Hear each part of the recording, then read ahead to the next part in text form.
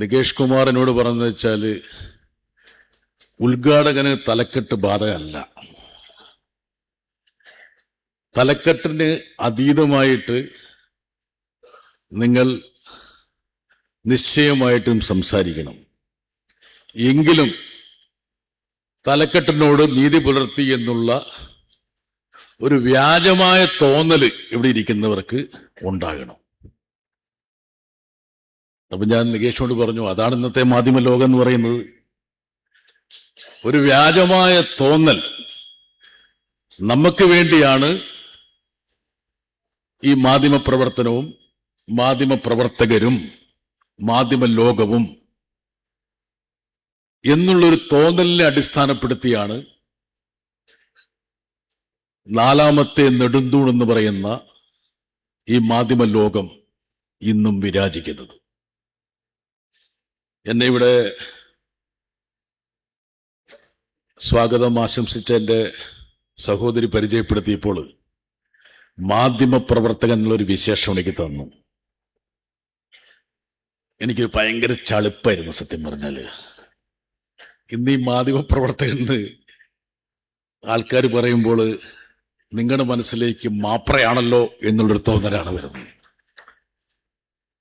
അപ്പോൾ ആ ഒരു ഗണത്തിലേക്ക് എന്നെ അല്ലെങ്കിൽ കള്ളിയിലേക്ക് പിടിച്ചിട്ടല്ലോ എന്നുള്ള ഒരു വിഷമത്തിലാണ് ഞാനിവിടെ നിൽക്കുന്നത്. ഇന്ന് നമ്മുടെ സാമൂഹ്യ രാഷ്ട്രീയ വ്യവഹാരങ്ങൾ സാനു എത്ര മിനിറ്റ് നമ്മൾ സംസാരിക്കുന്നുണ്ട്? എന്നേക്കാൾ മറ്റേ സ്നാപയോഹന്നാൻ പറഞ്ഞ പോലെ എൻ്റെ പിന്നാലെ വരുന്നവരുടെ ചെരുപ്പിന്റെ ബാറഴിക്കാൻ പോലും യോഗ്യത എനിക്കില്ല. ഒരുപാട് പ്രഗത്ഭരായിട്ടുള്ള ആൾക്കാർ എൻ്റെ പിന്നാലെ ഉണ്ട്. അരമണിക്കൂർ, അപ്പൊ 25 മിനിറ്റ് കൊണ്ട് ഞാൻ നിർത്തും. മാധ്യമങ്ങളെ കുറിച്ച് പൊതുവെ നമ്മൾ സംവദിക്കുമ്പോൾ ഒരുപക്ഷെ നമ്മൾ മനസ്സിലാക്കാതെ പോകുന്ന പ്രധാനപ്പെട്ട ചില ഘടകങ്ങളുണ്ട്. അതിൽ ഒന്നാമത്തത്, നമ്മൾ ഇഷ്ടപ്പെട്ടാലും ഇല്ലെങ്കിലും നമ്മുടെ ദൈനംദിന ജീവിതത്തെ മാധ്യമങ്ങൾ നിയന്ത്രിച്ചു കൊണ്ടിരിക്കും. ഒന്ന് ശ്രദ്ധിക്കുന്നുണ്ടല്ലോ അല്ലേ? ഞാൻ മലപ്പുറത്തേക്ക് വരുന്നില്ല എന്നും പറഞ്ഞ് ഇടയ്ക്കിടയ്ക്ക് എന്നോട് പരാതി പറയുന്ന ആളാണ്. ഇത് മലപ്പുറത്തല്ലേ ഇപ്പൊ ഞാൻ നിൽക്കണത്? ആണല്ലോ. അതുകൊണ്ടാണ് മാധ്യമങ്ങളുടെ ഏറ്റവും പ്രധാനപ്പെട്ട നിർവചനം എന്ന് പറയുന്നത് മനസ്സിന്റെ വ്യവസായമാണ് മാധ്യമങ്ങൾ എന്ന് പറയുന്നത്. ഇപ്പൊ നമ്മുടെ ഇടതുപക്ഷ പ്രവർത്തകരൊക്കെ നമ്മുടെ മാധ്യമങ്ങൾ ഒരു തരത്തിലും ഇടതുപക്ഷത്തിന് അനുകൂലമായ ഒരു നിലപാടോ സാഹചര്യമോ സ്വീകരിക്കുന്നില്ല. അതുകൊണ്ട് തന്നെ ഈ മാധ്യമങ്ങളെയൊക്കെ പൂർണ്ണമായും നമ്മൾ കണ്ടില്ല കേട്ടില്ല എന്ന രൂപത്തിൽ മുമ്പോട്ട് പോകുന്നതല്ലേ അഭികാമ്യമെന്ന് എന്നോട് പറയുന്നവരുണ്ട്. ഇല്ലേ? ശരിയല്ലേ? എല്ലാം പറയാറില്ലേ? ഇടയ്ക്ക് ഉണ്ട്. പക്ഷെ നമ്മൾ അറിയാതെ നമ്മുടെ ദൈനംദിന സംഭാഷണങ്ങളെ പോലും മാധ്യമങ്ങൾ നിയന്ത്രിച്ചുകൊണ്ടിരിക്കുകയാണ്. മറ്റ് ഒരുപാട് ഉൽപ്പന്നങ്ങൾ എടുക്കുക. നൈമേ, നീ സൗദി അറേബ്യയിൽ മാധ്യമപ്രവർത്തകനായിട്ട് ജോലി ചെയ്തിട്ട് ഒനിപ്പ് ഇങ്ങോട്ട് എത്തിയിരിക്കുകയാണ്. അതെ, അവിടെ മാധ്യമപ്രവർത്തനം ഉണ്ടായിരുന്നോ? സത്യം പറ. ഇല്ല. ഏത് ഉൽപ്പന്നം എടുക്കുക, ആ ഉൽപ്പന്നങ്ങൾക്കൊക്കെ നമ്മുടെ തൊലിപ്പുറത്ത് മാത്രമേ സ്വാധീനമുള്ളൂ. ഒരുപാട് സൗന്ദര്യവർദ്ധക പദാർത്ഥങ്ങൾ നമ്മുടെ ഇടയിലുണ്ട്. ചാന്ത്, കൺമണിഷി, പൊട്ട്, ക്രീം എല്ലാം ഉണ്ട്. ഇല്ലടോ സാനു, നീ എന്താ ഉപയോഗിക്കണത്? ഇപ്പോഴൊന്നും ഇല്ലാന്ന്, അന്ന് ഇന്നും ഉപയോഗിച്ചിട്ടില്ലാന്ന്. അതെ. പക്ഷെ ഇവയ്ക്കൊന്നും നമ്മുടെ മനസ്സിനെ സ്വാധീനിക്കാൻ പറ്റില്ല. നമ്മുടെ മനസ്സിനെ സ്വാധീനിക്കാൻ പറ്റുന്ന ഒരു പ്രോഡക്റ്റ് എന്ന് പറയുന്നത് മാധ്യമങ്ങളാണ്. ഇപ്പൊ നമ്മുടെ കേരളത്തിന്റെ ഒരു സാമൂഹ്യ സാംസ്കാരിക അവസ്ഥ ഒന്ന് പരിശോധിക്കുക. നമ്മളൊന്നും വേണ്ട, നമ്മൾ യാത്ര ചെയ്യുമ്പോൾ നമ്മുടെ റോഡിന് ഇരുവശം ഒന്ന് നോക്കുക. നമ്മുടെ ഭക്ഷണ പദാർത്ഥങ്ങളിൽ വന്ന മാറ്റം. ഇപ്പൊ കുഴിമന്തി എന്നുള്ളൊരു ബോർഡില്ലാത്ത ഒരു വഴിയും കേരളത്തിലില്ല. 25 വർഷം മുമ്പ്, 20 വർഷം മുമ്പ് അങ്ങനെ ഒരു ഉൽപ്പന്നത്തെക്കുറിച്ച് നമുക്ക് അറിവുണ്ടായിരുന്നില്ല. നമ്മുടെ രീതികൾ മുഴുവൻ മാറി. നമ്മുടെ സംസാര ഭാഷകൾ തന്നെ മാറി, വെക്കാബുലറി മാറി. നമ്മൾ ഉപയോഗിക്കുന്ന പല പദങ്ങളും ഒരുപക്ഷെ 10-15 വർഷം മുമ്പ് നമുക്ക് അറിവുണ്ടായിരുന്നില്ല. നമ്മുടെ കുടുംബത്തിലെ നമ്മുടെ മക്കൾ ഉപയോഗിക്കുന്ന വാക്കുകൾ, ഇപ്പൊ ഈ നികേഷിനൊന്നും ഒരു കാരണവശാലും അവർ സംസാരിക്കുന്ന ഭാഷ മനസ്സിലാവില്ല. പല രൂപത്തിൽ അവർ സംസാരിക്കുക. ഇതെല്ലാം മാറി. ഈ മാറ്റങ്ങൾക്കെല്ലാം ഉലയൂതുന്നത് നമ്മുടെ മാധ്യമങ്ങളാണ്. ആ മാധ്യമങ്ങൾ എന്ന് പറയുമ്പോൾ ഇപ്പൊ അൽഗോരിതം എന്ന് പറഞ്ഞു. നെറ്റ്ഫ്ലിക്സിൽ ഈ സാമൂഹ്യ മാധ്യമങ്ങളെ കുറിച്ച് മനോഹരമായിട്ടുള്ള ഒരു പരിപാടി ഉണ്ടായിരുന്നു. എങ്ങനെയാണ് സാമൂഹ്യ മാധ്യമങ്ങൾ നമ്മുടെ ജീവിതത്തിന്റെ സമസ്ത തലങ്ങളെയും കാർന്നു തിന്നുന്നത്. ഈ സാമൂഹ്യ മാധ്യമങ്ങൾ ആരംഭിച്ച സമയത്ത്, അതല്ലെങ്കിൽ അതിന്റെ തുടക്കകാലത്ത് നമ്മൾ വിചാരിച്ചു ആവിഷ്കാരത്തിന്റെ വസന്തം വിരിഞ്ഞിരിക്കുന്നു. അതാണ് നമ്മളെല്ലാം വിചാരിച്ചത്. ആർക്കും എന്തും എപ്പോഴും നിർഭയമായി പറയാൻ കഴിയുന്ന ഒരു മാധ്യമ സംസ്കാരം നമുക്കിടയിലേക്ക് വന്നു എന്ന് ഈ സാമൂഹ്യ മാധ്യമങ്ങളുടെ തുടക്കകാലത്ത് നമ്മളൊക്കെ വിചാരിച്ചു. നെറ്റ്ഫ്ലിക്സിലുള്ള ആ സീരിയലിന്റെ അന്തസ്സത്തെ ഞാൻ പറഞ്ഞുതരാം. നമ്മൾ വിചാരിക്കുന്നു നമുക്ക് സ്വാതന്ത്ര്യമുണ്ട് എന്ന്. എന്നാൽ ഈ ബിഗ് ടെക് കമ്പനികൾ ചിന്തിക്കുന്ന, ആഗ്രഹിക്കുന്ന ഒരു പ്രതലത്തിൽ മാത്രമേ നമുക്ക് വ്യവഹരിക്കാൻ കഴിയുള്ളൂ. ഇവിടെ ലളിതമായി പറയുകയാണെങ്കിൽ നമ്മുടെ കൈവെള്ളയില് ഒരു ഉറുമ്പ് കയറി. ഒരു ഉറുമ്പ് ഇങ്ങനെ സഞ്ചരിച്ചുകൊണ്ടിരിക്കുകയാണ്. രാജഗോപാലെ ഒന്ന് കൈവെള്ളയിലൊന്ന് എടുത്തു വെക്ക്. ഉറുമ്പ് കേറിയ അപ്പൊ ഉറുമ്പ് കയറി കഴിയുമ്പോൾ നമ്മള് ഈ ഉറുമ്പിന് എങ്ങോട്ടും പോകാനുള്ളൊരു സ്വാതന്ത്ര്യം ഉണ്ടെന്ന് ഉറുമ്പ് ചിന്തിക്കുന്നുണ്ടോ? ഉണ്ടാ? കുറച്ചു കഴിഞ്ഞ് ഉറുമ്പ് ഇങ്ങോട്ട് കയറുമ്പോൾ നമുക്ക് ആ ഉറുമ്പ് അങ്ങോട്ട് പോകണ്ടെന്ന് ആഗ്രഹമുണ്ട്. പയ്യെ ഒന്ന് കൈയൊന്ന് ഉയർത്തി കഴിയുമ്പോൾ ആ ഉറുമ്പ് അങ്ങോട്ട് പോകാതെ താഴോട്ട് വരും. നമ്മൾ അറിയുന്നില്ല. അപ്പോൾ എങ്ങോട്ടാണ് നമ്മുടെ സംവാദം പോകേണ്ടത് എന്ന് ഈ ബിഗ് ടെക് കമ്പനി ഈ അൽഗോരിതങ്ങളിലൂടെ തീരുമാനിച്ചു കഴിഞ്ഞു.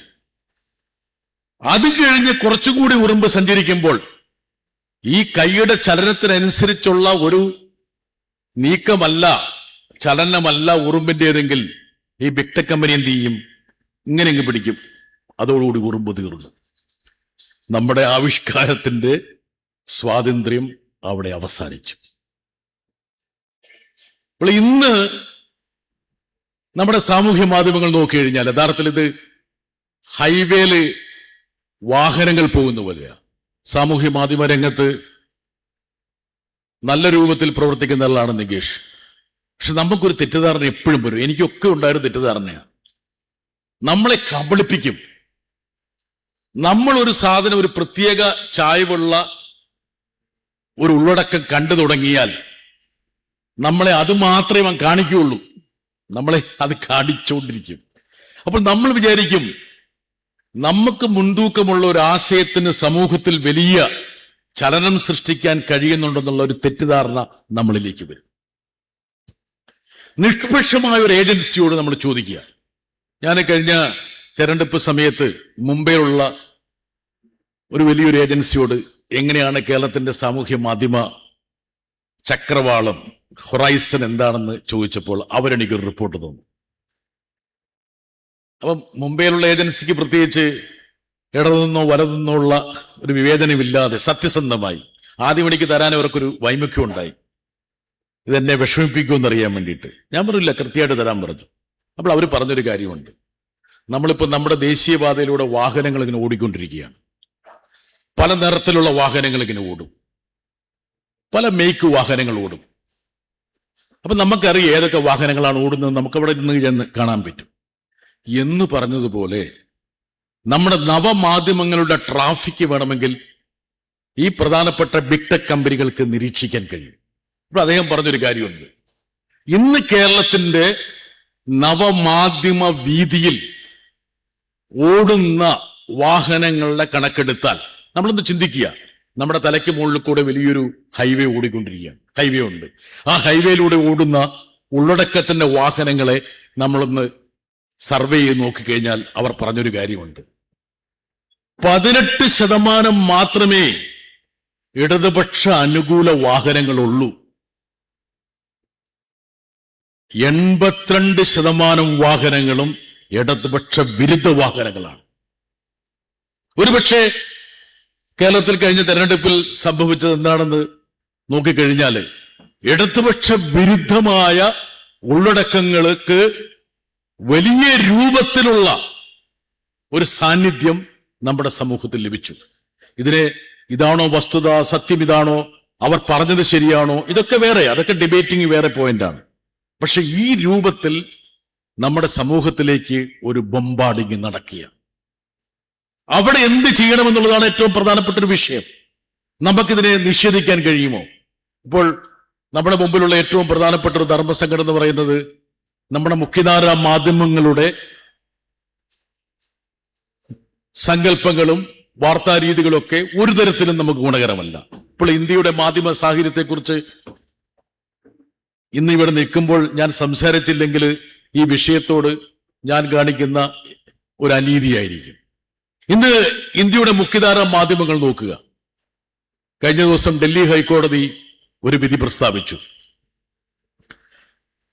പ്രബീർ പുർക്കാസ്തയുടെ ന്യൂസ് ക്ലിക്കിനെതിരെ മോഡി സർക്കാർ സ്വീകരിച്ച നടപടി ഒരു തരത്തിലും ന്യായീകരിക്കാൻ കഴിവുള്ളതല്ല, ദുരാരോപണങ്ങളുടെ ഒരു ഘോഷയാത്രയായിരുന്നു എന്ന് ഡൽഹി ഹൈക്കോടതി വിധി എഴുതി.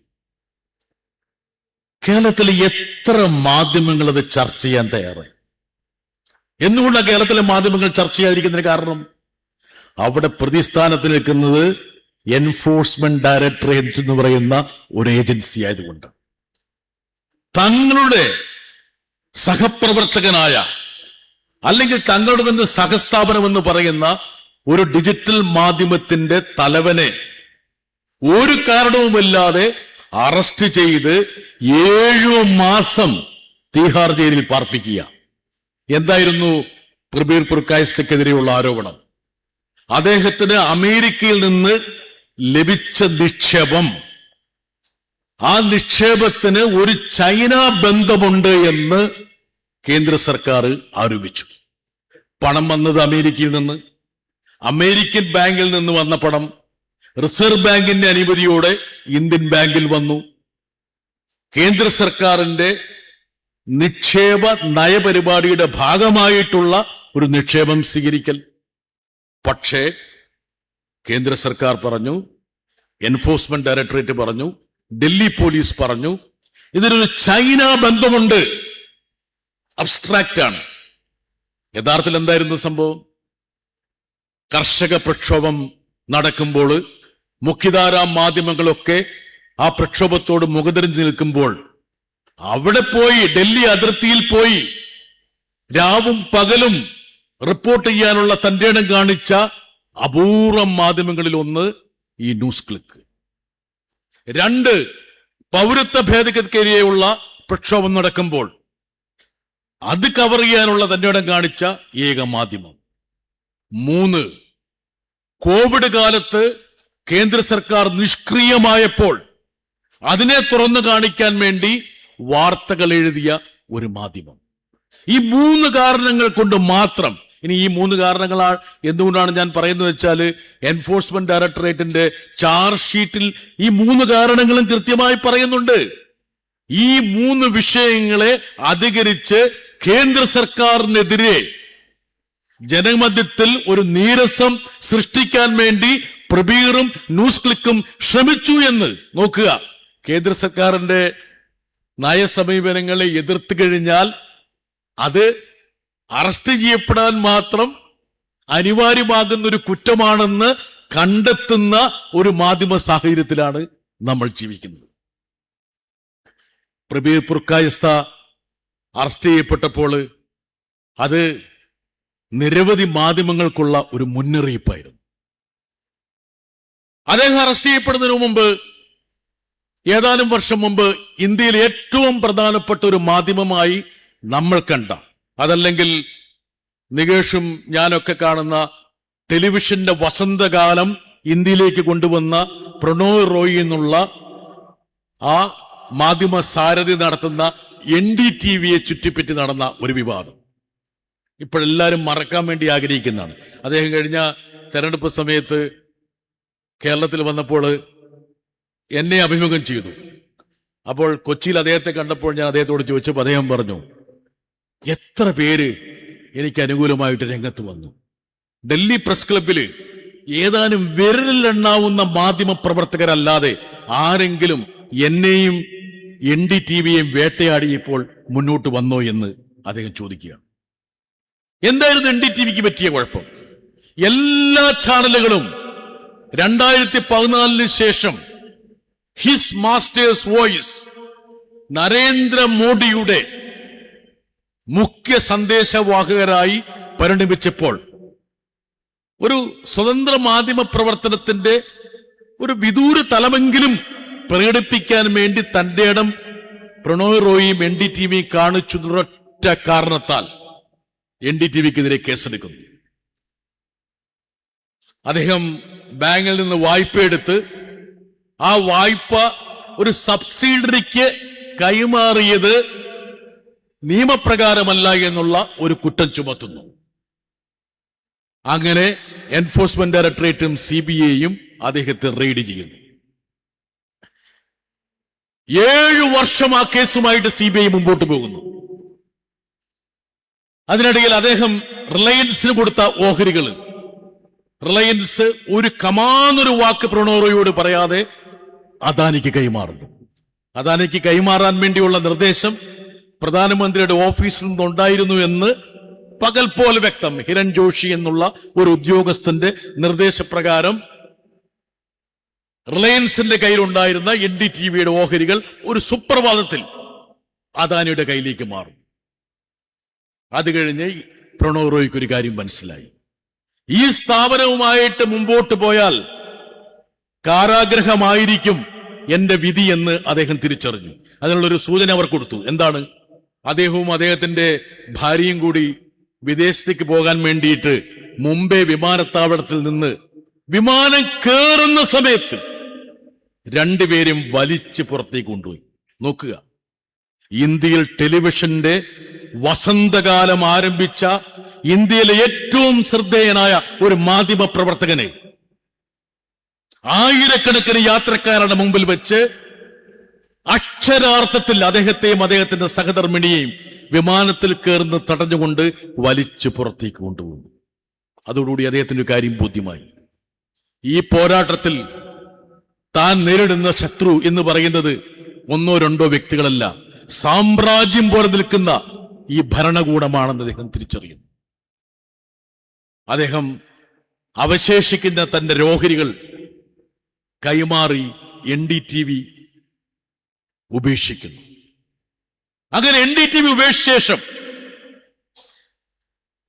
7ാമത്തെ വർഷം CBI ഡൽഹി ഹൈക്കോടതിയിൽ ഒരു അപേക്ഷ സമർപ്പിക്കുന്നു. 7 വർഷത്തെ ഞങ്ങളുടെ അന്വേഷണം കൊണ്ട് ഞങ്ങൾക്കൊരു കാര്യം ബോധ്യമായി, പ്രണോയ് റോയ് ഒരു കുറ്റവും ചെയ്തിട്ടില്ല. NDTVയുടെ ഭാഗത്ത് നിന്ന് ശിക്ഷിക്കപ്പെടേണ്ട യാതൊരുവിധ നടപടിയും ഉണ്ടായിട്ടില്ല. കോടതിയിൽ അവർ ക്ലോഷർ റിപ്പോർട്ട് സമർപ്പിക്കുന്നു, കേസ് നിർത്തുന്നു. പ്രണോയ് റോയ് ചോദിക്കുന്നു, ഞാൻ 7 വർഷം എന്നെ വേട്ടയാടി ഇവരെന്തിനു വേണ്ടിയാണ്? ഈ വേട്ടയാടലിന്റെ പരിണതഫലമായിട്ട് ഞാൻ ഉപേക്ഷിച്ച എന്റെ സ്ഥാപനം എനിക്ക് തിരിച്ചു കിട്ടുമോ?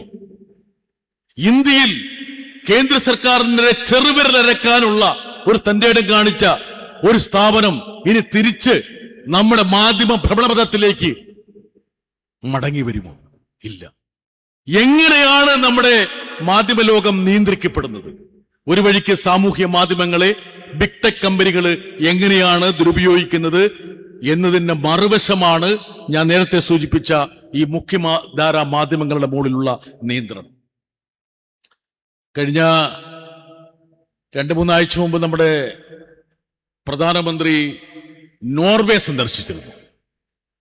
നോർവേ സന്ദർശിച്ചപ്പോൾ അവിടെ ഒരു പത്രപ്രവർത്തക അദ്ദേഹത്തോട് ചോദിച്ചു, മാധ്യമ സ്വാതന്ത്ര്യത്തിന്റെ പട്ടികയിൽ 1-ാം സ്ഥാനത്തുള്ള നോർവേയിലാണ് നിങ്ങൾ വന്നത്, 157-ാം സ്ഥാനത്തുള്ള ഇന്ത്യയിലെ പ്രധാനമന്ത്രിയോട് ഒരു ചോദ്യം ചോദിക്കാനുള്ള സാവകാശം ഞങ്ങൾക്കുണ്ടാകുമോ എന്ന് നോർവേയിലെ ഒരു മാധ്യമ പ്രവർത്തകൻ വിളിച്ചു ചോദിക്കുന്നു. ഇന്ത്യൻ പ്രധാനമന്ത്രി ആ ചോദ്യമുയർന്നതോടെ ആ വേദിയിൽ നിന്ന് അക്ഷരാർത്ഥത്തിൽ ഒളിച്ചോടുന്നു. നോക്കുക, ഇത് പറയാനുള്ള കാരണം എന്ന് വെച്ചാല് കേരളത്തിലെ നിരവധി മാധ്യമ പ്രവർത്തകര് നമ്മുടെ ആരെങ്കിലും ഒരാള് പത്രപ്രവർത്തകരോട് സമ്മതിക്കുന്നില്ലാതെങ്കിൽ ആദ്യം പറഞ്ഞൊരു കാര്യമുണ്ട്, നിങ്ങൾ പത്രക്കാരുടെ ചോദ്യങ്ങളോട് എന്തുകൊണ്ട് പ്രതികരിക്കുന്നില്ല? ബുധനാഴ്ച തോറും മന്ത്രിസഭാ യോഗം കഴിഞ്ഞു കഴിഞ്ഞാൽ നിങ്ങൾ എന്തുകൊണ്ട് മാധ്യമ പ്രവർത്തകരെ വിളിച്ചിട്ട് ഞങ്ങളുടെ ചോദ്യത്തോട് പ്രതികരിക്കുന്നില്ല? ഈ ഒരു പത്രപ്രവർത്തകനും ഡൽഹിയിൽ പോയി, അല്ലെങ്കിൽ അവരുടെ സ്ഥാപനത്തിന്റെ സഹപ്രവർത്തകർ ഡൽഹിയിൽ എത്തിയിട്ട് ഇന്ത്യൻ പ്രധാനമന്ത്രിയോട് 12 വർഷമായിട്ട് നിങ്ങൾ എന്തുകൊണ്ട് ഒരു മാധ്യമ സമ്മേളനം വിളിച്ചു ചേർത്തില്ല എന്ന് ആരും ചോദിക്കില്ല. നോക്കുക, പുറമേക്കുള്ള നമ്മുടെ മാർക്കറ്റിംഗ് എന്ന് പറഞ്ഞാല് ഇന്ത്യ എന്ന് പറയുന്നത് മദർ ഓഫ് ഡെമോക്രസി എന്നാ പറയുക. നമ്മുടെ ഇന്ത്യൻ പ്രധാനമന്ത്രി എപ്പോഴും സംസാരിക്കുമ്പോൾ ജനാധിപത്യത്തിന്റെ മാതാവാണ് ഇന്ത്യ എന്നാണ് പറയുന്നത്. എപ്പോഴും ഏത് വേദിയിലും ജനാധിപത്യത്തിന്റെ മാതാവായ ഇന്ത്യയുടെ പ്രധാനമന്ത്രി 12 വർഷമായിട്ട് ഒരു പത്രസമ്മേളനം പോലും നടത്തിയിട്ടില്ല. ഞാൻ ഡൽഹിയിൽ ദീർഘകാലം മാധ്യമ പ്രവർത്തകനായിരുന്നു. പ്രധാനമന്ത്രിമാരുടെ കൂടെ വിദേശത്ത് പോയിട്ടുണ്ട്. ഞാൻ എൻ്റെ ഒരു അനുഭവം പറയാം. ഒരുപക്ഷെ ഇവിടെ ഇരിക്കുന്ന ആൾക്കാർക്ക് അറിയാത്തതുകൊണ്ട് ഞാൻ മറ്റൊരു വേദിയിൽ പറഞ്ഞത് ഞാൻ ഇവിടെ ആവർത്തിക്കുകയാണ്. എങ്ങനെയാണ് പ്രധാനമന്ത്രി വിദേശത്തേക്ക് പോകുമ്പോൾ സാധാരണഗതിയിൽ പത്രപ്രവർത്തകരുമായിട്ടുള്ള സംഭാഷണങ്ങൾ, സംവാദങ്ങൾ എങ്ങനെയാണ് കരുപ്പിടിപ്പിക്കുന്നത് എന്നുള്ള ഒരു ഏകദേശ ധാരണ തരാൻ വേണ്ടിയിട്ട് ഞാൻ സംസാരിക്കുന്നു. ഇപ്പൊ സങ്കല്പിക്കുക, ഡോക്ടർ മൻമോഹൻ സിംഗ് പ്രധാനമന്ത്രി, അദ്ദേഹത്തിനോട് യാത്ര ചെയ്തുകൊണ്ട് ഞാൻ പറയുന്നത്, അദ്ദേഹം അമേരിക്കയിലേക്ക് പോവുകയാണെങ്കിൽ ഒരു 20-25 പേരുടെ ഒരു മാധ്യമ സംഘത്തെ അദ്ദേഹം തിരഞ്ഞെടുക്കും. അതിൽ പല ഭാഷകളുണ്ടാവും. അവരൊന്നും ഗവൺമെന്റിനോട് അനുഭവമുള്ളവരായിരിക്കില്ല. ദേശീയ മാധ്യമങ്ങൾ, പ്രാദേശിക മാധ്യമങ്ങൾ, ഇങ്ങനൊരു കണക്കിലാണ്. ടെലിവിഷൻ മാധ്യമങ്ങൾ, അച്ചടി മാധ്യമങ്ങൾ, ഇങ്ങനൊരു കണക്കിൽ ഒരു 25-30 പേരെ അദ്ദേഹം ക്ഷണിക്കും. അവർ പ്രധാനമന്ത്രിയോടൊപ്പം, പ്രധാനമന്ത്രിയുടെ ഇപ്പോൾ പണ്ട് എയർ ഇന്ത്യയുടെ ഡബിൾ ഡെക്കർ വിമാനത്തിലാണ് പോകുന്നെങ്കിൽ പ്രധാനമന്ത്രിയുടെ ആ ഫ്ലോറിൽ തന്നെയായിരിക്കും മാധ്യമപ്രവർത്തകർക്കുള്ള സ്ഥാനം. ഇനി പ്രധാനമന്ത്രി വിദേശത്തേക്ക് വിമാനം കയറുന്നതിന് മുമ്പ് എയർഫോഴ്സ് ടെക്നിക്കൽ ഏരിയയിൽ വെച്ച് പ്രധാനമന്ത്രിയെ അകമ്പടി സേവിക്കാത്ത ഡൽഹിയിലെ മാധ്യമപ്രവർത്തകർക്ക് അദ്ദേഹവുമായിട്ട് സംവദിക്കാം. ഒരു റൗണ്ട്, നികേഷെ, ഒരു റൗണ്ട്. നിങ്ങൾ എന്തിനാണ് പോകുന്നത്? അപ്പം മാധ്യമപ്രവർത്തകരെല്ലാം വന്ന് ടെക്നിക്കൽ ഏരിയയിൽ പ്രധാനമന്ത്രിയെ യാത്ര അയക്കുന്നതിന് മുമ്പ് അദ്ദേഹത്തോട് ചോദ്യങ്ങൾ ചോദിക്കുന്നു. ഇത് കഴിഞ്ഞ് പ്രധാനമന്ത്രി വിമാനത്തിൽ കയറി വിമാനം പുറപ്പെട്ടു കഴിയുമ്പോൾ ഓൺ എയർ യാത്രാ മധ്യേ അദ്ദേഹത്തോടൊപ്പം വരുന്ന ആ മാധ്യമ സംഘവുമായിട്ട് അദ്ദേഹം സംവദിക്കും. എല്ലാ ചോദ്യങ്ങൾക്കും അദ്ദേഹം മറുപടി പറയും.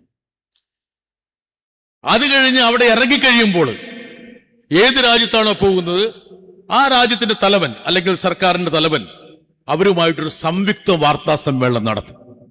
ഇപ്പൊ 3 ആ സംയുക്ത വാർത്താ സമ്മേളനത്തിൽ ഇരുപക്ഷത്തുള്ള മാധ്യമ പ്രവർത്തകർ അണിനിരക്കും.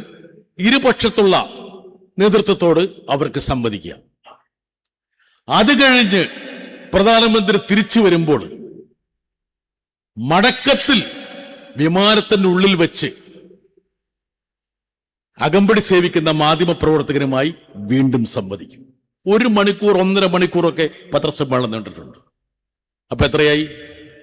1, 2, 3, 4 തിരിച്ച് പ്രധാനമന്ത്രി ഡൽഹിയിൽ വിമാനം ഇറങ്ങുമ്പോൾ ഈ ടെക്നിക്കൽ ഏരിയയിൽ വെച്ച് ഡൽഹിയിലുള്ള മാധ്യമ പ്രവർത്തകരുടെ ചോദ്യങ്ങൾക്ക് മറുപടി പറയും. എത്രയാടോ നൈമേ ഇത് കണക്കൂട്ടി നോക്കുമ്പോ നോക്കട്ടെ 5 നോക്കുക. ഒരു ഇന്ത്യൻ പ്രധാനമന്ത്രി വിദേശത്തേക്ക് പോകുമ്പോൾ 5 തവണ മാധ്യമ പ്രവർത്തകരുമായി സംവദിക്കും. 1 വിദേശ നാട്ടിൽ, 2 വായുവിൽ, 2 നിലത്ത്. ആ 5 സംവാദത്തിലൂടെ ഏത് രാജ്യത്തേക്കാണോ പോയത് ആ രാജ്യവുമായിട്ടുള്ള കരാറുകളുടെ വിശദാംശങ്ങളെല്ലാം, സന്ദേഹങ്ങൾ, സംശയങ്ങളെല്ലാം അവിടെ അനാവരണം ചെയ്യപ്പെടും. എന്നാൽ പ്രധാനമന്ത്രിയായി നരേന്ദ്രമോദി വന്ന ശേഷം ഈ ഒരു കീഴ്വഴക്കം വേണ്ട എന്ന് വെച്ചു. അവിടെ വരുന്നത് എന്താണ്? ഈ 5 സുതാര്യമായ മാധ്യമ സംഭാഷണങ്ങൾ നിലച്ചു. നോക്കുക, എന്തിനാണ് നരേന്ദ്രമോദി നോർവേയിൽ പോയത്? നോർവേയുടെ സോവറിൻ ഫണ്ടിൽ അദാനിക്കുണ്ടായിരുന്ന വിലക്ക് മാറ്റാൻ വേണ്ടിയാണോ? സോവറിൻ ഫണ്ട്, അതായത് നോർവേയുടെ പെൻഷൻ ഫണ്ട്, അത് ഇന്ത്യയിലെ പ്രധാനപ്പെട്ട കമ്പനികളിൽ നിക്ഷേപിക്കാറുണ്ട്. അപ്പോൾ അങ്ങനെയുള്ള നിക്ഷേപത്തിന്റെ കാര്യത്തിൽ നേരത്തെ കേസിൽപ്പെട്ട അദാനിയുടെ കമ്പനിയെ കരിമ്പട്ടികയിൽ നോർവേയുടെ സോവറിൻ ഫണ്ട് പെടുത്തിയിരുന്നു. അപ്പോൾ പ്രധാനമന്ത്രിയുടെ ഈ യാത്രാ ദൗത്യം എന്ന് പറയുന്നത് കേവലം ഉഭയകക്ഷി ബന്ധത്തിന് വേണ്ടി മാത്രമാണോ? അദ്ദേഹത്തിന്റെ ഏറ്റവും പ്രധാനപ്പെട്ട ചങ്ങാതിയുടെ വിലക്ക് നീക്കാൻ വേണ്ടിയാണോ എന്നുള്ളൊരു ചോദ്യം ഇതുവരെ ഉയർന്നിട്ടില്ല, ഉയരാൻ പറ്റില്ല. ഉയർത്താനുള്ള ഒരു സാവകാശം ഇന്ത്യൻ മാധ്യമങ്ങൾക്കോ മാധ്യമ സ്ഥാപനങ്ങൾക്കോ ഇല്ലാതെ പോയി. നോക്കുക, എങ്ങനെയാണ് ഇന്ത്യ എന്ന് പറയുന്ന വിസ്തൃതമായ ഒരു ജനാധിപത്യ രാജ്യത്തിൽ ഈ മാധ്യമ സ്വാതന്ത്ര്യം എന്നുള്ളത് പരിപൂർണമായി നിലയ്ക്കുന്നത്. അതുകൊണ്ടാണ് കേരളത്തിലെ മാധ്യമ പ്രവർത്തകരോട് ഞാൻ പറയുന്ന ഒരു കാര്യമുണ്ട്. നിങ്ങളെക്കുറിച്ച് പലരും പറയുന്നത് നിങ്ങൾക്ക് ആരെക്കുറിച്ചും എന്തും വിളിച്ചു പറയാനുള്ള ഒരു സ്വാതന്ത്ര്യമുള്ള ഇന്ത്യയിലെ ഏക ഭൂമിക എന്ന് പറയുന്നത് കേരളമാണ്. ഏവരെ കുറിച്ചും വിളിച്ചു പറയാന്ന് പറഞ്ഞാൽ ചിലരെ കുറിച്ചൊന്നും വിളിച്ചു പറയില്ല, ചിലരെ കുറിച്ച് മാത്രമേ വിളിച്ചു പറയുള്ളൂ. അത് പോട്ടെ, എന്തായാലും പോട്ടെ. അപ്പോൾ ഈ സ്വാതന്ത്ര്യം ഇവർ ദുരുപയോഗിക്കുന്നുണ്ടോ എന്ന് പലരും ചോദിക്കുമ്പോൾ ഞാൻ പറഞ്ഞൊരു കാര്യമുണ്ട്. ഇനി അവർ ദുരുപയോഗിച്ചാൽ പോലും അങ്ങനൊരു സ്വാതന്ത്ര്യം നമ്മുടെ ഈ കൊച്ചു കേരളത്തിലെ മാധ്യമ പ്രവർത്തകർക്കുണ്ടെങ്കിൽ അത് സംരക്ഷിക്കപ്പെടണമെന്നുള്ള അഭിപ്രായക്കാരനാണ് ഞാൻ എന്നുള്ളത്. അതായത് ഈ സ്വാതന്ത്ര്യം പരിപൂർണമായും അസ്തമിച്ച മറ്റ് ഇടങ്ങളെ വെച്ച് നോക്കുമ്പോൾ അല്പം അമിത സ്വാതന്ത്ര്യം ഏകപക്ഷീയവുമായി ഏകമാനമായിട്ടാണ് ഇവർ ഉപയോഗിക്കുന്നതെങ്കിൽ പോലും അത് മുമ്പോട്ട് പോയിക്കോട്ടെ എന്നുള്ളതാണ് എന്റെ ആഗ്രഹം. ഇന്നത്തെ ഈ മാധ്യമ പരിസരത്ത് ഒരു ഇടതുപക്ഷ പുരോഗമന പ്രസ്ഥാനങ്ങൾക്ക് എങ്ങനെ മുമ്പോട്ട് പോകാൻ കഴിയും? ചോദ്യങ്ങൾ എങ്ങനെ ചോദിക്കാൻ കഴിയും? ഇപ്പൊ കാലിക കേരളത്തിന്റെ യാഥാർത്ഥ്യം, ഇപ്പൊ വി ഡി സതീശൻ മുഖ്യമന്ത്രിയായി,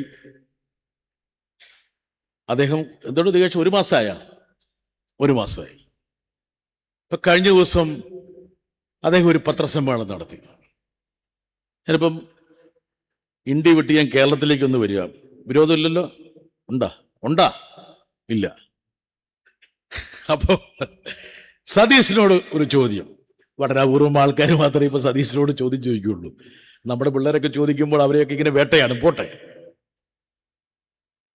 നിങ്ങൾക്ക് അദാനിയുമായിട്ട് ബന്ധമുണ്ടോ? നിങ്ങൾ എന്തിനാണ് പ്രത്യേക വിമാനത്തിൽ മംഗലാപുരത്തേക്ക് പോയത്? അദ്ദേഹം പരിഹസിച്ചുകൊണ്ട് പറയാണ്, അതൊക്കെ എന്റെ വ്യക്തിപരമായ താല്പര്യം. ഞാൻ ആരുടെ ബന്ധുവിനെ കാണാൻ പോയത്? ആര്യാടൻ ജീവിച്ചിരിക്കുമ്പോൾ നിലമ്പൂർ പോകാത്ത മൂപ്പറാണ് ആര്യാടന്റെ വകയിലുള്ള ഏതോ ഒരു ബന്ധുവിനെ കാണാൻ പ്രത്യേക വിമാനമെടുത്ത് മംഗലാപുരത്തേക്ക് പോയത്. അല്പം സെൻസുള്ള മാധ്യമ പ്രവർത്തകർ ചോദിക്കട്ടെ, ഏത് ബന്ധു ജീവിച്ചിരിക്കുമ്പോൾ ആര്യാടനെ കാണാൻ നിലമ്പൂര് വരാത്ത വി ഡി സതീശൻ ആര്യാടന്റെ വകയിൽ ഉണ്ട് എന്ന് പറയപ്പെടുന്ന ഏതോ ഒരു ബന്ധുവിനെ സാങ്കല്പികമായിട്ട് കാണാൻ വേണ്ടി മംഗലാപുരത്ത് പോയി എന്ന് പറയുമ്പോൾ അവിടെ ചോദ്യങ്ങളുടെ ഒരു ഘോഷയാത്ര വരണ്ടേ? 2, നിങ്ങൾ കണ്ട ആര്യാടന്റെ ബന്ധു ആരാണ്? അദ്ദേഹത്തിന്റെ ഒരു പേരില്ലേ? അദ്ദേഹത്തിന്റെ ഒരു വിലാസമില്ലേ? ആ ബന്ധുവിന്റെ കൂടെ ആരൊക്കെ ഉണ്ടായിരുന്നു? എന്താ കാരണം? പൊതുപ്രവർത്തകർ സുതാര്യമായിരിക്കണം. അതിനേക്കാൾ പ്രധാനപ്പെട്ട ഒരു ചോദ്യം, എന്ത് അടിയന്തരമാണ് നിങ്ങൾക്കുണ്ടായിരുന്നത്? ഇപ്പൊ കോൺഗ്രസ്സുകാർ എപ്പോഴും നമ്മളോട് പറഞ്ഞ കാര്യമുണ്ടല്ലോ, നിങ്ങൾക്ക് ഇങ്ങനെ അവിടെ എത്ര ധൃതി എന്തിനാണെന്ന്. എന്താണ് ഇങ്ങനെ ഈ കേരളയിലൊക്കെ കയറി പോകാനുള്ള ധൃതി എന്തിനാ ഞങ്ങൾ കാണിക്കണേ? അല്ലോടെ മാവേലി എക്സ്പ്രസ് എന്തൊക്കെയുണ്ടോ വണ്ടി, രാജകോല അങ്ങോട്ട് കാസർഗോഡ് മംഗലാപുരത്തേക്ക് എന്തൊക്കെയുണ്ട്? ഏതൊക്കെ വണ്ടിയുണ്ട്?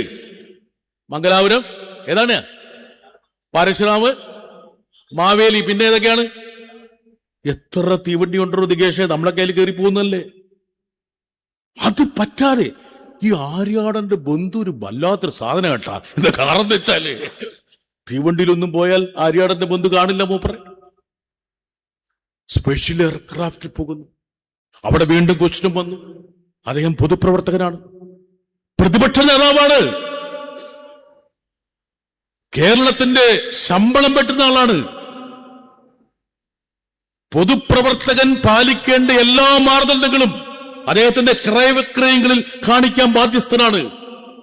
അദ്ദേഹം ചെലവിടുന്ന 1 രൂപ എവിടെ നിന്ന് സാക്ഷ്യപ്പെടുത്താൻ ഉത്തരവാദിത്തപ്പെട്ട ആളാണ്. ആ ചാർട്ടേഡ് വിമാനത്തിന്റെ പണം ആരാണ് കൊടുത്തത്? ആരുടെ പൈസക്കാണ് അദ്ദേഹം പോയത്? ആരാണ് ബില്ല് കൊടുത്തത്? ചോദിക്കണ്ടോ നികേഷ്? ചോദിച്ചു? ആരും ചോദിച്ചില്ല. നോക്കുക, ഒരു പത്രസമ്മേളനത്തിൽ നിർണായകമായി ചോദിക്കപ്പെടുന്ന ഏതെങ്കിലും ഒരു ചോദ്യം ചോദിച്ചു. അപ്പൊ നമ്മുടെ മാധ്യമങ്ങളുടെ ഒരു പക്ഷപാതിത്വം. ഇപ്പോൾ എൻഫോഴ്സ്മെന്റ് ഡയറക്ടറെ കുറിച്ച് ഞാൻ പറഞ്ഞപ്പോൾ ഞാൻ എപ്പോഴും പറഞ്ഞൊരു കാര്യമുണ്ട്. വീണയുമായി ബന്ധപ്പെട്ടൊരു കേസ് നമ്മൾ ചർച്ച ചെയ്തുകൊണ്ടിരിക്കുക. ഞാൻ മാധ്യമപ്രവർത്തകരോട് പറഞ്ഞൊരു കാര്യമുണ്ട്. വീണ ഒരു കരാറിൽ ഒപ്പുവെച്ചു. ആ കരാറിനനുസരിച്ചിട്ടുള്ള ട്രാൻസാക്ഷൻസ് നടന്നു. അതിന്റെ ശരിയും തെറ്റും, നിയമപരമായ പാളിച്ചയോ അതിന്റെ ശരിയോ ഒക്കെ സ്വാഭാവികമായിട്ടും ഇനി അന്വേഷണത്തിലും കോടതിയിലും തീർപ്പേൽപ്പിക്കട്ടെ, നമുക്കൊരു തകരാറുമില്ല. പക്ഷേ 3 നിയമങ്ങൾ ലംഘിച്ച 2 വ്യക്തികൾ കുറ്റസമ്മതം നടത്തിയിട്ടുണ്ട്. 80GGB ഇൻകം ടാക്സ്, അതായത് ഒരു രാഷ്ട്രീയ പ്രവർത്തകനോ രാഷ്ട്രീയ പാർട്ടിയോ ഒരു കമ്പനിയിൽ നിന്ന് പണം കൈപ്പറ്റുന്നത് സംബന്ധിച്ചുള്ള ഇൻകം ടാക്സിന്റെ നിയമം 80GGB. 2 RPA ആക്ട്, ജനപ്രാതിനിധ്യ നിയമം. അത് പ്രകാരം നിങ്ങൾ ഒരു രാഷ്ട്രീയ പാർട്ടിയോ രാഷ്ട്രീയ പ്രവർത്തകനോ രാഷ്ട്രീയ സംഭാവന സ്വീകരിച്ചാൽ 29 പ്രകാരം 24C എന്ന് പറയുന്ന ഒരു ഫോറത്തിൽ ആരുടെ അടുത്തുനിന്ന് എത്ര രൂപ കൈപ്പറ്റിയെന്ന് തെരഞ്ഞെടുപ്പ് കമ്മീഷന് സമർപ്പിച്ചിരിക്കണം. ഇപ്പൊ ജോൺ ബ്രിട്ടാസ് എന്നുള്ള ഒരു പൊതുപ്രവർത്തകൻ MP പാർട്ടിക്ക് എല്ലാ മാസവും സംഭാവന ചെയ്യും. ഞങ്ങളുടെ ഭാഷ പറഞ്ഞ ലെവി കൊടുക്കണം. ആ ലെവി കൃത്യമായി 24C രേഖപ്പെടുത്തിയിട്ട് അത് തെരഞ്ഞെടുപ്പ് കമ്മീഷന് സമർപ്പിച്ചിരിക്കണം. 3 കമ്പനീസ് ആക്ട് 1953 ഏത് കമ്പനിക്ക് എങ്ങനെ ഡൊണേഷൻ കൊടുക്കാം എന്ന് കൃത്യമായി പറഞ്ഞിട്ടുണ്ട്. ഒരു കമ്പനി നഷ്ടത്തിലാണ് കൊടുക്കാൻ കഴിയില്ല. ഡയറക്ടർ ബോർഡിന്റെ അനുമതി ഉണ്ടെങ്കിൽ മാത്രമേ പൊളിറ്റിക്കൽ ഡൊണേഷൻ കൊടുക്കാൻ പറ്റുള്ളൂ. ഇനി RBIയുടെ വേറെ ചട്ടമുണ്ട്, 20,000 രൂപയുടെ മുകളിൽ ക്യാഷ് കൊടുക്കാൻ പാടില്ല എന്നുള്ളത്. അത് മാറ്റിവെക്ക്. ഈ 3 നിയമങ്ങളും ഞങ്ങൾ ലംഘിച്ച് 15-20 ലക്ഷം രൂപ വാങ്ങി എന്ന് പറയുന്ന 2 മന്ത്രിമാർ ഇന്ന് കേരളത്തിലുണ്ട്. എത്രയോ 10 മടങ്ങ് കുറ്റകരമായ ഒരു കൃത്യം അനുഷ്ഠിച്ച 2 മന്ത്രിമാർ ഇന്ന് നമ്മുടെ മുമ്പിൽ. അവർ സമ്മതിച്ചുകൊണ്ടാ പറഞ്ഞാട്ടെ. സമ്മതിക്കാത്ത വ്യക്തികൾ ഈ മന്ത്രിസഭയിലുണ്ട്, ഉന്നത സ്ഥാനം അലങ്കരിക്കുന്നവരുണ്ട്. അവരുടെ പേര് ഞാൻ പറഞ്ഞില്ല, അത് എനിക്ക് ശേഷം സംസാരിക്കാൻ വരുന്ന നികേഷ് കുമാർ സംസാരിക്കും. ഉന്നത സ്ഥാനം അലങ്കരിക്കുന്ന ആള്. അയാൾ സമ്മതിക്കാത്ത കൊണ്ട്, പുറത്ത് പറയാത്ത കൊണ്ട് ഞാൻ പറയുന്നില്ല. പക്ഷെ സമ്മതിച്ച 2 പേരുണ്ട്. ഈ enforcement directorate notice, income tax ഒരു നോട്ടീസ്. മിനിസ്ട്രി ഓഫ് കോർപ്പറേറ്റ് അഫയേഴ്സിന്റെ കീഴിലാണ് SFIO എങ്കിൽ ഒരു നോട്ടീസ് SFIO ഈ രണ്ടുപേർക്ക് കൊടുത്തു. ഈ രണ്ടുപേരും നടത്തിയ നിയമലംഘനത്തെക്കുറിച്ച് ഏതെങ്കിലും മാധ്യമപ്രവർത്തകൻ ഒരു ചോദ്യത്തിനപ്പുറത്ത് 1.5 ചോദ്യം ചോദിക്കാനുള്ള ആർജവം കാണിച്ചിട്ടുണ്ട്? നോക്കുക എങ്ങനെയാണ് നമ്മുടെ മാധ്യമപ്രവർത്തനം കറകളഞ്ഞ ഇടതുപക്ഷ വിരുദ്ധ പ്രവർത്തനമായിട്ട് ഭവിക്കുന്നത് എന്ന് ചൂണ്ടിക്കാണിക്കാൻ വേണ്ടിയാണ്. ഒന്നും കൂടി പറയാം. എന്താ കാരണം വെച്ചാൽ നിങ്ങൾക്കൊക്കെ ഒരു ഉത്തരവാദിത്വം ഉണ്ടല്ലോ, നമ്മുടെ പ്രിയങ്ക ഗാന്ധിയെ ഇവിടുന്ന് തെരഞ്ഞെടുത്തയച്ചതിൽ ഇല്ലേ? ഇല്ലോട് പ്രിയങ്ക ഗാന്ധി വയനാട് മത്സരിക്കാൻ വേണ്ടി വന്നപ്പോൾ, നോമിനേഷൻ സമർപ്പിക്കാൻ വന്നപ്പോൾ പ്രിയങ്ക ഗാന്ധിയുടെ കൂടെ ആരൊക്കെയാ വന്നോളൂ? സാനു മകൻ മാത്രല്ല, കൂടെ വേറൊരാൾ കൂടി ഉണ്ടായിരുന്നു, റോബർട്ട് വധേര. നീ കണ്ടില്ലേ ആളെ? നിനക്കെന്താ റോബർട്ട് വധേരയോട് ഒരു ചെറിയൊരു ഉണ്ടാ? റോബർട്ട് വധേര, 24 വയസ്സുള്ള റെയ്ഹാൻ രഹേജ. 24 വയസ്സെന്ന് ഞാൻ പ്രത്യേകം പറയാൻ കാരണം എന്താ അറിയാ? 25 വയസ്സായ മൂപ്പർക്ക് മത്സരിക്കാം. അപ്പൊ ഇനി വയനാടിന്റെ അനന്തരാവകാശി ആരാന്നുള്ള ഒരു തർക്കം നിങ്ങൾക്ക് ഉണ്ടാകണ്ട വെച്ചിട്ടാണ് ഞാൻ പറഞ്ഞത്. 170 കോടി രൂപ DLF-മായി ചേർന്ന് BJPക്ക് ഇലക്ടറൽ ബോണ്ട് കൊടുത്തു വധേര. കണക്കാണ്, കണക്ക്. ഗുഡ്ഗാവിലെ ഭൂമി കുംഭകോണവുമായി ബന്ധപ്പെട്ട കേസിൽപ്പെട്ടപ്പോൾ അതിൽ നിന്ന് ഊരാൻ വേണ്ടി 170 കോടി രൂപ ഇലക്ടറൽ ബോണ്ടായിട്ട് BJPക്ക് സംഭാവന ചെയ്യുന്നു. ലോകത്തിന്റെ ജനാധിപത്യ ചരിത്രത്തിൽ ആദ്യമായിട്ടായിരിക്കും എതിർ പാർട്ടിക്ക് ഇലക്ടറൽ ഫണ്ട് കൊടുക്കുന്ന ഒരു രാഷ്ട്രീയ പാർട്ടി. നോക്കുക, ഇവര് 3 പേര് സന്നിഹിതരായി. 3 പേര് മാത്രമല്ല, സോണിയാഗാന്ധി വന്നു തോന്നല്ലേ, ഇവരെല്ലാം വന്നു. ഏതെങ്കിലും ഒരു മാധ്യമ പ്രവർത്തകൻ റോബർട്ട് വധേരയുടെ മുഖത്തേക്ക് ക്യാമറയൊന്ന് കാണിച്ചിട്ട് ഈ വിദ്വാൻ 170 കോടി രൂപ ഇലക്ടറൽ ബോണ്ട് കൊടുത്തു, അതല്ലെങ്കിൽ അദ്ദേഹം പുറത്തേക്ക് ഇറങ്ങിയപ്പോൾ നിങ്ങൾ എന്തിനാണ് 170 കോടി രൂപ ഇലക്ടറൽ ബോണ്ട് കൊടുത്തത് എന്ന് ചോദിച്ചു? ചോദ്യങ്ങളില്ല, ഉപചോദ്യങ്ങളില്ല. അപ്പോൾ അത്രത്തോളം ഇടതുപക്ഷ വിരുദ്ധമായ ഒരു മാധ്യമ സാഹചര്യത്തിലാണ് നമ്മൾ ജീവിക്കുന്നത് എന്ന് സൂചിപ്പിക്കാൻ വേണ്ടിയിട്ടാണ് ഞാൻ ഇക്കാര്യങ്ങളെല്ലാം പറഞ്ഞത്. എങ്ങനെയാണ് നമ്മൾ ഈ പ്രതിസന്ധിയെ മുറിച്ചു കിടക്കേണ്ടത്? ഞാൻ നേരത്തെ സൂചിപ്പിച്ചതുപോലെ നിങ്ങൾക്ക് ഇഷ്ടപ്പെടാം, വെറുക്കാം, പക്ഷേ നിങ്ങൾ അറിയാതെ തന്നെ നിങ്ങളുടെ മനസ്സിനെ മാറ്റിമറിക്കുന്ന ഒരു വ്യവസായമാണ് മാധ്യമങ്ങൾ എന്നുള്ളത്. അപ്പോൾ ആ ഒരു മേഖലയെ സ്വാഭാവികമായിട്ടും കുറേം കൂടി സർഗാത്മകമായി കണ്ടുകൊണ്ട് അതിന്റെ ലഭ്യമായിട്ടുള്ള സാധ്യതകളെ ഉപയോഗപ്പെടുത്തിക്കൊണ്ട് മുമ്പോട്ട് പോകാനുള്ള ഒരു മാർഗം മാത്രമേ നമ്മുടെ മുമ്പിലുള്ളൂ. നിഷേധിച്ചുകൊണ്ട് നമുക്ക് മുമ്പോട്ട് പോകാൻ കഴിയില്ല എന്നുള്ള കാര്യം കൂടി ഓർമ്മപ്പെടുത്തുക.